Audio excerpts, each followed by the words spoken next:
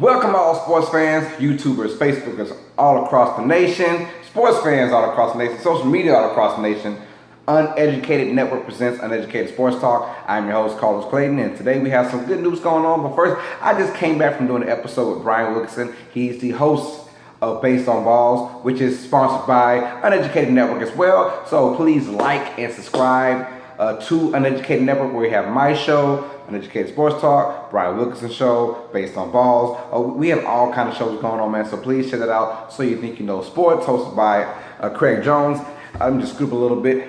Anyways, so with that being said, please, if you have not subscribed to Uneducated Network, what are you waiting for? Do it now. It's getting bigger and better. It's getting more popular. Everyone's subscribing to it. So thank you for those who have subscribed. Now, with that being said, we're going to talk a little bit about basketball. NBA news has finally popped up. But if you want to see more NBA news, check out tomorrow. We will have a show uploaded, In the Paint with Red, hosted by Devontae Roan. So it'll be ready tomorrow night somewhere, probably about 10 o'clock p.m. That's pretty much Central Time. So anyways, check that out. And let's go. So, NBA news. Magic Johnson might be in a little bit of trouble. That being said, the Indiana Pacers have filed basically a tampering charges on Magic Johnson, saying that he was trying, which basically means when you're trying to NBA organization, front office guys, you're talking general managers, you're talking ownership, assistant coaches, somebody is talking to a player while being under contract with a different team. In this case, Magic Johnson, who is the president of operations for the Los Angeles Lakers, while Paul George was currently under contract with the Indiana Pacers, they were discussing, that's what the rumors say, and discussing about his trip to LA. Now, we all know that Paul George came out before while he was still under contract and said that he did not want to re-sign with the Indiana Pacers, basically saying that he was going to opt out of his contract and go with the Lakers in 2018. So he said, you might as well just trade me or do something with me. Pacers knew that. We all know he got traded to Oklahoma City Thunder for Victor Oladipo and somebody else, I forgot. But with that, Sabonis.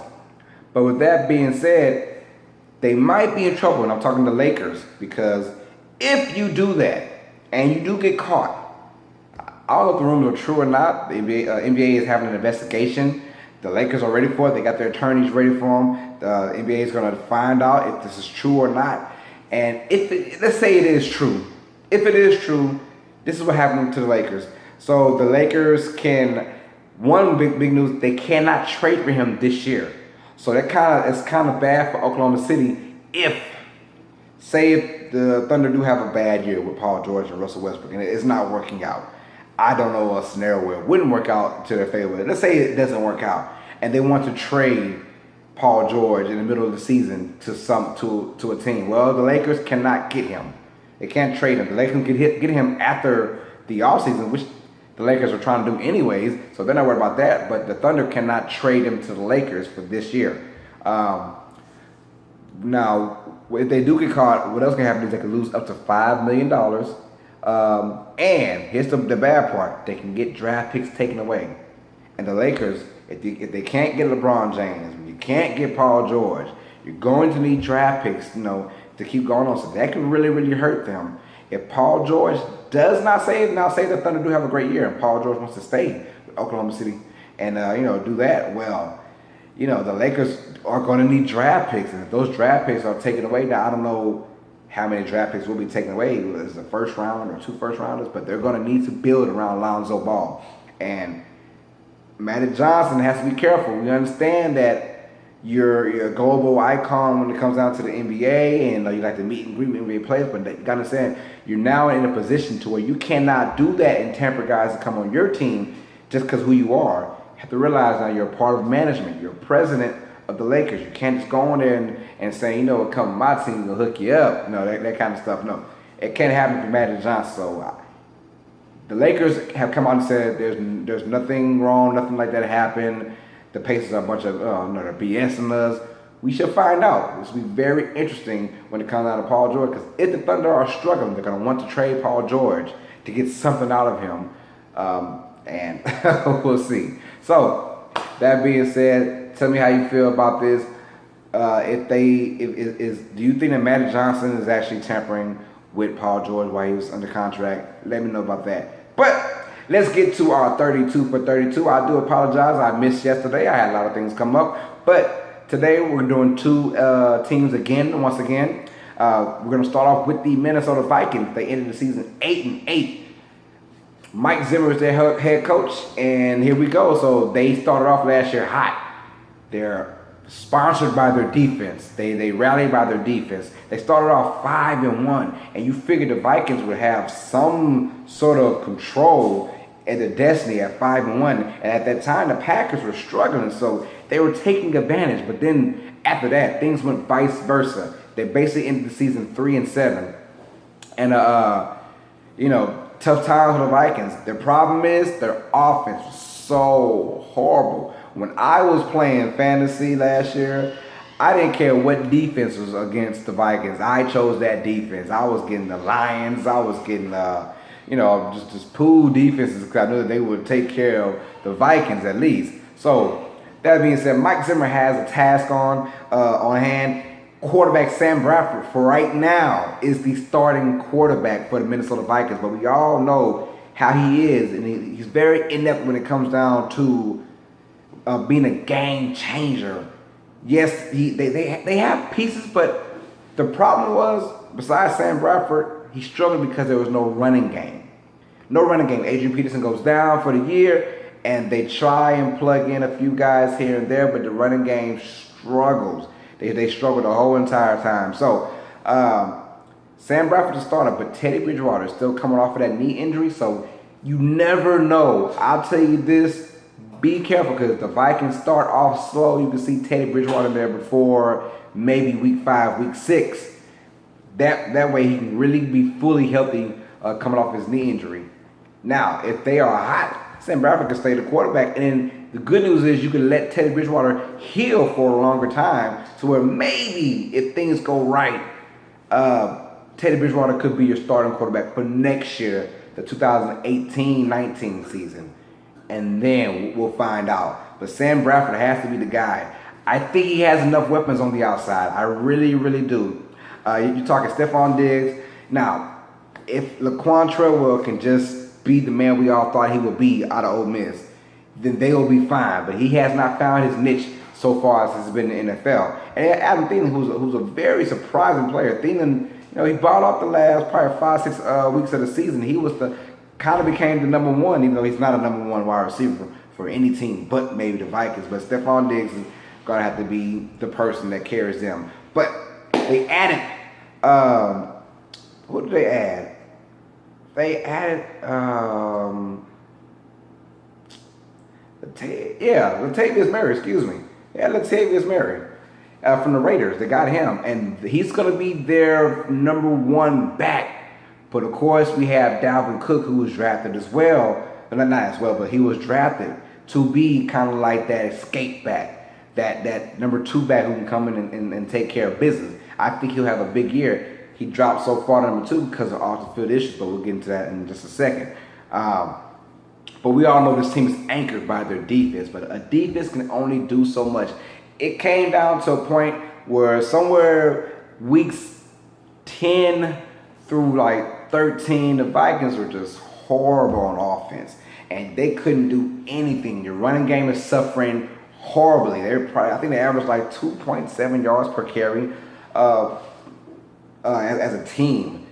And it was bad. It was hard to watch, I can tell you that. But the defense, carried by Xavier Rhodes, cornerback, and Anthony Barr, linebacker, those guys come out to play every day. You got Terrence Newman, the old man, still in there doing his thing. So this defense, and Mike Zimmer is a defensive-minded head coach. He's going to make sure the defense is right, but it's up for the offense to take care of it. All you got to do is, score 20 points, and we will win just about every game if you're a Vikings fan. That's what you're saying.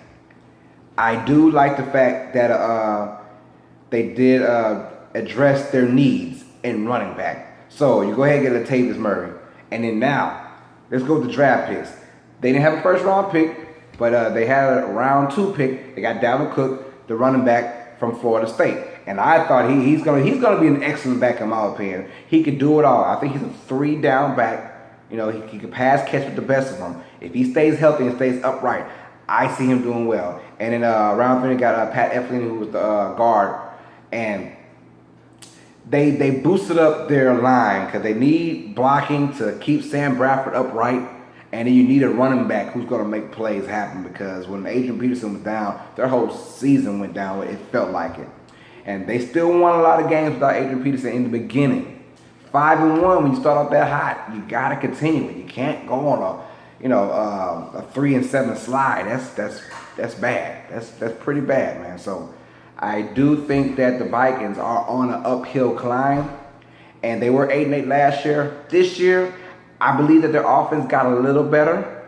I believe Sam Bradford is an extra year inside this system now, and hopefully he does better. But if he doesn't, be on the lookout for Teddy Bridgewater to come in pretty early. But I have high hopes in Minnesota. I thought they were going to be good last year as well. And they started off 5-1 and made me feel like a G for a second. But now they went down. But this year, I think they go 10-6. They come in second place in the division. They find a way to make the wild card, I think. Minnesota's defense is that good. I do love them. They were a beast in fantasy. Be on the lookout for my fantasy show. August 30th, it is coming out. That's the first week. I will have a special guest. I do not know who yet, but I will have a special guest in fantasy football. Be on the lookout for that. But August 30th, that's when it will start. But now I get the Minnesota Vikings 10-6. I think they will find a way to get to the playoffs this year on their defense. And, it's going to be tough because they play against the NFC South. And, of course, they play against the Packers twice. And, Detroit twice. And Bears, oh my. But besides that, I think this team will find a way to go 10-6 and make the playoffs. This is my humble opinion. Now, on to the second team. We had the Indianapolis Colts, led by head coach Chuck Pagano. And things before Luck got hurt, I thought that they would do fine for this year if there was a healthy Luck. But Luck has been on the PUP, physically unable to perform list. There's no telling how long Luck will be out for. That is the problem. Here we go. We've seen a couple preseason games with the Indianapolis Colts now, and I can tell you this, Scott Tolzien is not the answer for the Colts. He's not. Look, I understand that you're a backup for a reason, but man, now you get thrust into that starting lineup, you got to perform. And what I'm seeing right now is this team is going to struggle mightily without Andrew Luck. Andrew Luck in his career has won the Colts a lot of games. Last year he was banged up, bad offensive line play, and he had no time to throw the ball. And when he did have time, no one was really open except T.Y. Hilton. The good thing is you have T.Y. on your team. The bad thing is that's probably the only offensive threat they have. They have no running game. Frank Gore is not the guy anymore, but he wasn't what he was 7 years ago. They have no passing game outside of T.Y. Hilton. They let go of Kobe Fleener last year to the Saints. So who are you going to throw the ball to? And who's going to throw the ball? Reggie Wayne, the former wide receiver of the Indianapolis Colts, came out and said, no offense, but we got to trade for a backup, a number 2. Because he knows, and the rest of the world knows, that Scott Tolzien is not going to carry this team anywhere. Right now, it's looking very sad for the Colts. When we thought their defense needed help, and their defense does need help. So in the draft, you saw what they did. Malik Hooker at the number 15 pick in the first round. Safety out of Ohio State. They went to Quincy Wilson, who I think is a very good cornerback from Florida at the the second round. So I think that they address defensive needs. But those two guys aren't going to change that defense that did not play well. They got ate up all year. So when you have an inept offense with an inept defense, you find out real quick that you're not going to last long in the NFL. Right now, if I had to say it, before the Luck for sure injury, I had them at 9-7. I had them as a surprise team going to do some good this year. But if Luck cannot play, and say Luck does miss the first 6 games of the season, by that time I believe it'll be too freaking late for the Indianapolis Colts to even have a decent season. They might start off 1-5, 2-4, or God forbid 0-6. I think that the Indianapolis Colts this year will go 4-12, and that's being kind to them because I don't see any way they win games. You got the good thing is you play against the Jaguars and the Titans twice, but the Titans are no scrubs. The Jaguars are going to show this year that they're no scrubs. because of their change of mentality. So you can win a game against Jaguars, maybe two. You'll hopefully win a game against Tennessee. But the Texans, you're not winning anything against Houston. Not with that crazy defense they had, because they would eat up where the quarterback is. They had a bad enough time with luck.